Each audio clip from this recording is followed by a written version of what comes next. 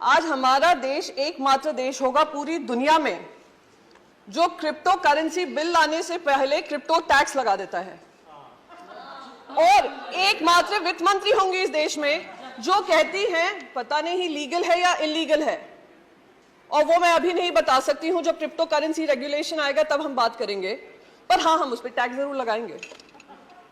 हम उस पर टैक्स भी लगाएंगे, हम उस पर टीडीएस भी लगाएंगे। और मैं जब माननीय एमपी को सुन रही थी, सर कुछ भी नहीं है, सर कुछ भी नहीं है। हाँ, जरूर लगा दूंगी सर, अगर आपकी अनुमति होगी। वित्त मंत्री बता दो दे लीगल है या इलीगल।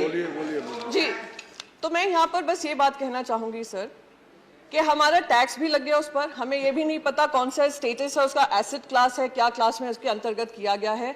जिस तरीके से बताया गया इस पर टैक्स लगाओ, टैक्स लगाओ, टैक्स लगाओ और बढ़ाओ, क्योंकि बाकी सारे देश कर रहे हैं, उससे मुझे ध्यान आता है, और शायद सभी को ध्यान होगा, जब देश में कंप्यूटर आया था, देश में जब कंप्यूटर आया था तो हमारा ये विपक्ष ही था जो बैलगाड़ी लेकर बाहर आकर अपोज कर रहा था, कहा था लाखों लाखों युवा बेरोजगार हो जाएंगे, बेरोजगारी चरम सीमा पे बढ़ जाएगी, ये सरकार युवा विरोधी सरकार है।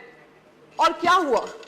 कंप्यूटर आने के बाद अगर किसी देश को सबसे ज्यादा फायदा हुआ, देश के युवाओं को फायदा हुआ, वो भारत के बच्चों को फायदा हुआ। आज हम लोग बड़े बड़े लीडरशिप रोल्स में हैं, दुनिया भर में लीडरशिप रोल्स में हैं, तो उसका फायदा हमारे युवाओं को हुआ। तो बार बार ये कहना कि ये जो है बहुत ही गंदी चीज हो रही है, बहुत ही गलत चीज हो रही है, क्योंकि हमें नहीं समझ में आ रही है तो ये गंदी ही होगी।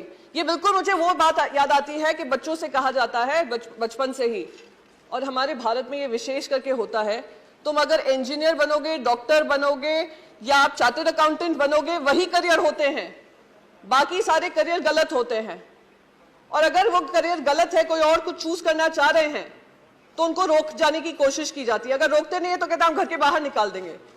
तो ये बिल्कुल वही हालत हो रही है क्रिप्टो के साथ, क्योंकि हम नहीं समझ पा रहे हैं कि क्या है उसके मंशा, क्या है इंटेंशन, क्या है एम्प्लॉयमेंट जनरेशन की कैपेसिटी, क्या है एनेबलिंग इकोसिस्टम बनने की जरूरत, क्या है वेब 3.0 क्या है। तो इसलिए हम उसको टैक्स भी करेंगे और हम उसका क्रिप्टो रेगुलेशन भी नहीं निकालेंगे। सर, मैं एक चीज यहाँ पर बहुत इंपॉर्टेंट, दूसरी चीज यहाँ पे कहूंगी। मैंने आपको कंप्यूटर का उदाहरण दिया, ऐसे ही इंटरनेट जब आया था, देश में ही क्या दुनिया में, हर डिस्ट्रप्टिव टेक्नोलॉजी आपको भी डिस्टर्ब करेगी, पॉलिसीज को डिस्टर्ब करेगी, और हमारी जिम्मेदारी बनती है कि हम उस टेक्नोलॉजी के आगे बनकर एक रेगुलेटरी फ्रेमवर्क बनाएं और इससे हम घबराएं नहीं।